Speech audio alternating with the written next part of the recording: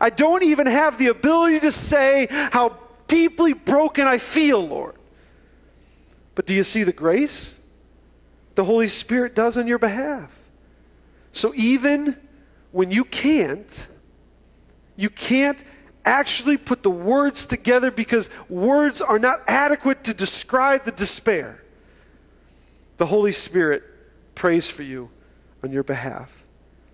For every Christian, this is the promise for every believer. The Holy Spirit, one writer says, expresses those things that we feel, but we cannot articulate. You see how greatly we are loved? You see how completely we are cared for as children of God? Like everything's covered.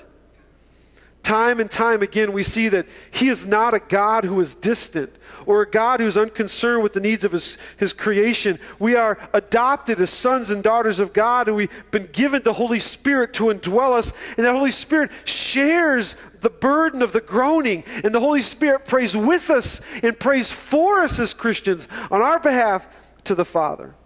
Here's what one writer says: when all we can do is groan, the Spirit takes over. When all we can do is groan, the Spirit takes over. I kind of think of it like this. I'm always fascinated by mothers of infants. I was always fascinated with Ginger. You know, they know what the cries of their little baby means. You know, we're like clueless. They're crying. I don't know. Can we just fix it? And you know, the mothers just know right away. No, it's too hot in the room. Like, he just was crying. How do you know he's too hot? No, I know. No, that's a hungry cry. No, he's tired. That's a tired cry. It's just screaming, man. Like, how do you know? But they know. Mothers know, right? They know. For a while, we used like, when they were really little, we used sign language. I taught them a couple things so they could please and more and things like that. And that worked okay, but there were limits there. But it's fascinating how mothers can discern the cries of their child, who to everyone else, they're just screaming. Like, can you just put a pacifier because they're just screaming? But a mother knows. She knows.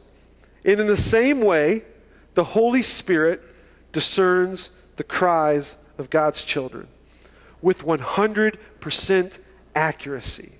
And He prays for you and with you and on your behalf to the Father. You know, partly because of influence from cartoons and partly from growing up with a really kind of, the way God was taught to me, growing up at times in the school I went to, the way partially was that you know, He's very like He's going to just crush you. He's looking for you to make a mistake, and that's it. That's it. It's done. But I want you to know this. And so because of those two things, I had this idea that if I prayed the wrong words, that somehow God was like going to be like, I'm going to do exactly and literally as you prayed, Jason. And I don't know if you feel the same way, but I've talked to others who felt that before.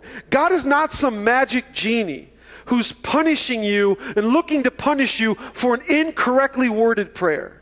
But that's what we think sometimes, like, I got to be very careful how I pray this because I don't want God to answer it if I pray it incorrectly. Well, you didn't say please. You didn't say Simon says, or Simon didn't say, or hey, you prayed you'd like your new business to catch fire, so I burned it to the ground just like you prayed. But that's not how God is. We think like that sometimes, but that's not how He is. With urgency and intensity, the Holy Spirit groans with us and groans on our behalf to the Father, ensuring that even the requests that we can't verbalize, or even the requests that we can't make correctly, they are prayed for, they are never overlooked, and that is such good news.